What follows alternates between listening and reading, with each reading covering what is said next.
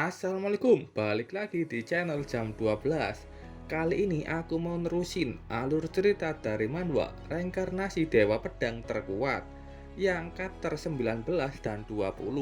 Oke, langsung saja masuk ke ceritanya. Si Feng sendirian bisa mengalahkan Chieftain Kubol level 5. Banyak item yang muncul setelah Kubol Chieftain mati. Ada armor, buku skill, dan yang lainnya. Blackie menghampirinya dan bilang kalau tadi itu sangat seru, padahal dia sendiri tidak membantu. Si Feng mengambil satu buku skill. Katanya itu buku skill langka untuk kurs Mancer. Dia memuji keberuntungan Blackie yang gila. Blackie menghela nafas karena walaupun punya keberuntungan yang bagus, dia tidak membantu pertarungan barusan. Tahu kalau dia tidak berguna, dia bertanya ke si Feng, apakah dia tahu menjadi kursmancer yang baik dan benar. Dia ingin menjadi kuat dan membantu si Feng nantinya. Si Feng bilang tentu saja, dan dia akan memberitahunya mulai dari alokasi poin. Blackie dengan percaya diri bilang itu gampang. Kursmancer harus invest semua poin ke intelligence. Si Feng menjidak dahinya, dia tidak setuju dengan perkataan Blackie barusan. Blackie bingung, bukannya Kursmancer itu kelas damage dealer. Si Feng menjawab dengan membicarakan contoh. 5 menit lalu, kapak besar melayang ke arah Blackie dan hampir mencabut nyawanya.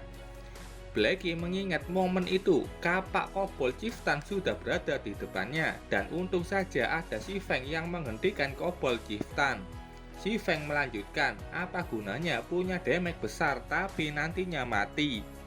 Dia menasihati Blackie untuk memasukkan sebagian poinnya ke agility. Itu bisa meningkatkan movement speed dan juga meningkatkan casting speednya. Si Feng mengingat kehidupannya dulu, ada Kursmancer yang sangat kuat. Player itu melanggar metode alokasi pembagian poin Kursmancer umumnya dengan menambahkan sejumlah poin ke agility. Bahkan player itu bisa mengalahkan assassin yang seharusnya musuh alami Kursmancer. Blackie mengiyakan dia akan menambahkan agility-nya setelah stat intelijennya mencapai 20 poin. Setelah itu, si Feng menampilkan drop apa saja yang mereka dapatkan. Di novel disebutkan mereka mendapatkan 8 buah peralatan perunggu. Pertama ada kapak raksasa abu-abu, 2 plot armor, 2 armor kulit, dan 3 cloth armor.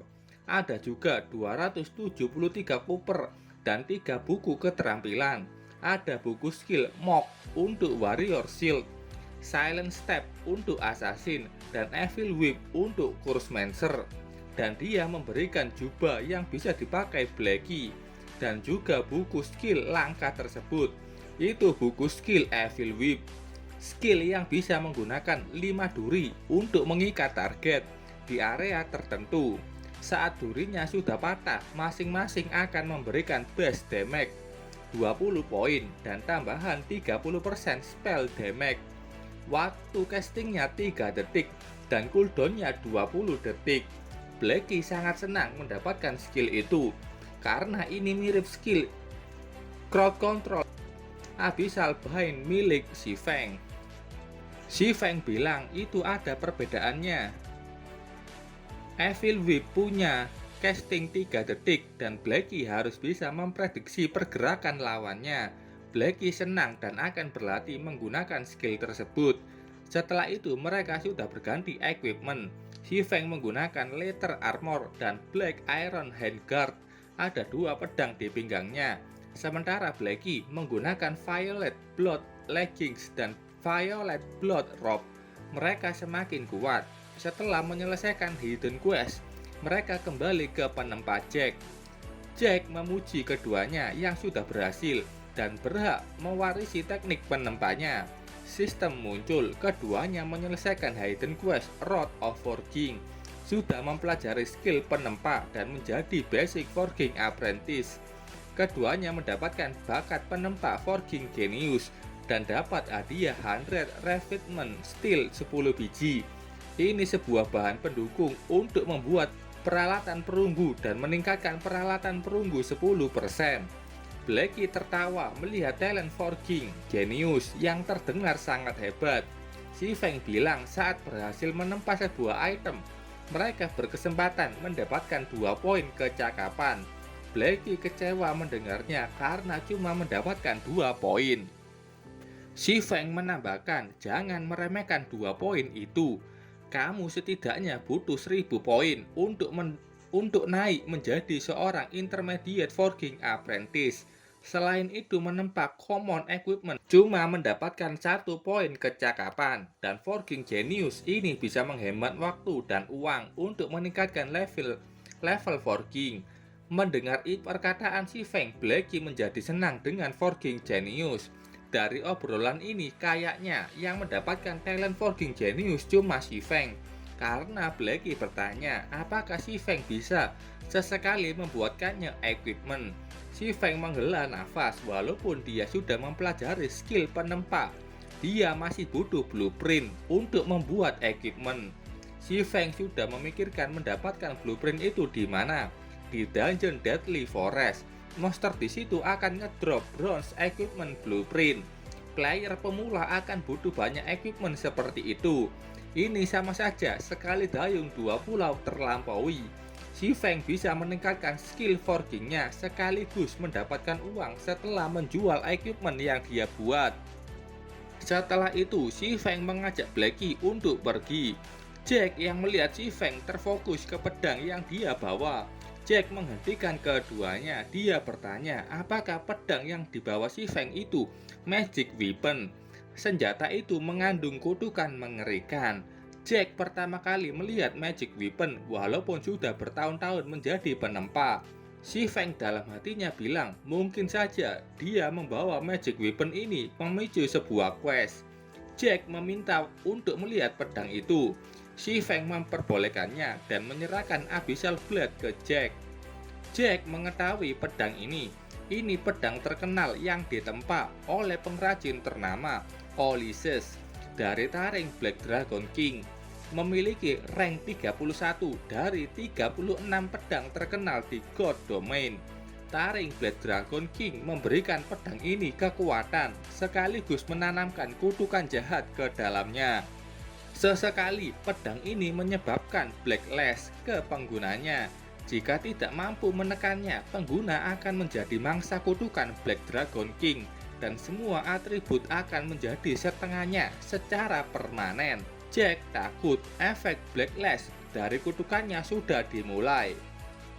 Si Feng bertanya apakah ada cara menyingkirkan kutukan itu.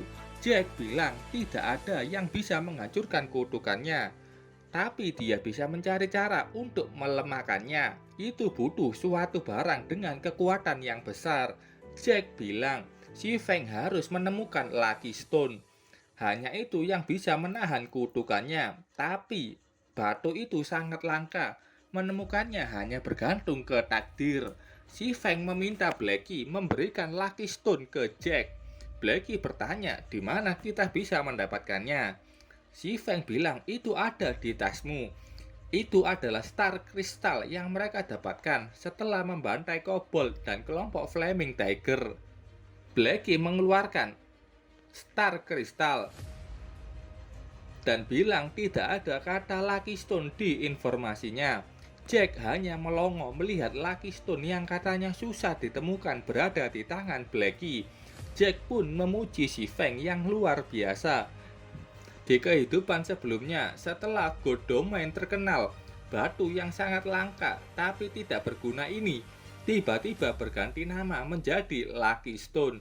Permintaannya meroket dan batu itu menjadi mata uang keras di God Domain.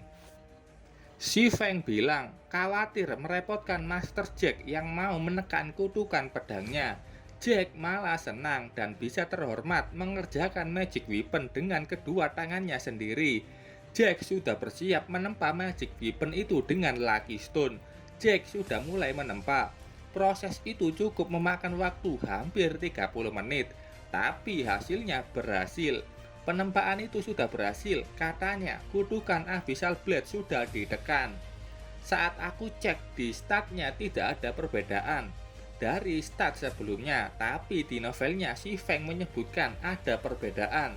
Setelah ditempa Jack dengan Lucky Stone, kekuatan Blacklist sangat berkurang. Si Feng berterima kasih ke Master Jack dan mulai berpamitan untuk pergi. Setelah keluar dari situ, dia mendapatkan pesan dari warrior yang si Feng temui di balai kota. Dia juga memberikan lokasi berburu ke warrior tersebut. Warrior itu bertanya apakah si Feng mau ikut dengan 3 temannya yang sudah level 2 ke Deadly Forest. Si Feng bilang dia juga bersama Kursmancer dan mereka bisa membentuk party 6 orang. Kebetulan dia mengenal beta tester yang memberikan banyak info mengenai Deadly Forest. Mengetahui itu, warrior bilang akan menuruti perintah si Feng. Si Feng meminta hak prioritas untuk semua drop khusus Swordman dan Kursmancer.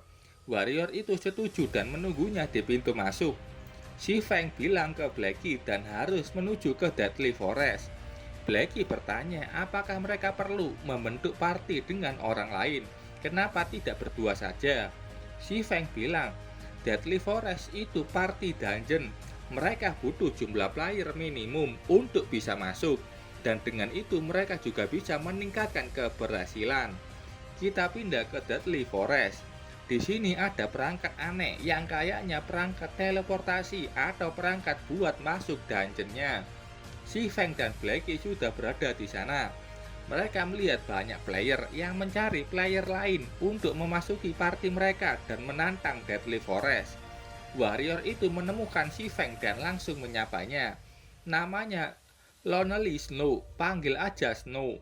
Dia level 2. Dia tidak lupa berterima kasih ke si Feng yang sudah memberinya informasi, lokasi berburu dan dengan mudah bisa level 2. Snow bilang ketiga temannya sudah bersusah payah dan dia yakin dengan adanya si Feng yang memimpin mereka bisa menyelesaikan Deadly Forest. Mereka berjalan menuju ketiga teman Snow. Mulai dari yang tua, namanya Overrager, level 2. Terus paling belakang, kayaknya penyihir, bernama Worthless Summer Night, level 2. Terus paling sok keren, namanya Expansive Skynet, level 2. Baru saja ketemu, Skynet langsung meremehkan si Feng yang ternyata cuman level 1. Bahkan Overrager kecewa. Mereka sudah menunggu lama hanya untuk ahli yang level 1. Skynet menambahkan sebuah tim terdiri dari level 2 akan membantu si Feng yang level 1. Dan si Feng masih berani meminta semua equipment Swordman dan Kursmancer. Kau pikir kami bodoh? Lah, situ sudah ngaku kalau bodoh, ngapain tanya lagi? BTW di novelnya sebenarnya ada obrolan lanjutan, tapi kayaknya kalau aku bacain di sini menjadi spoiler. Jadi tunggu saja chapter yang terbaru. Tapi kalau kalian penasaran jalan ceritanya, kalian bisa baca novelnya sendiri, mulai dari chapter 20. Oke, sampai sini dulu ceritanya. Terima kasih buat kalian yang sudah menonton videonya sampai selesai. Salam jam 12. Bye-bye.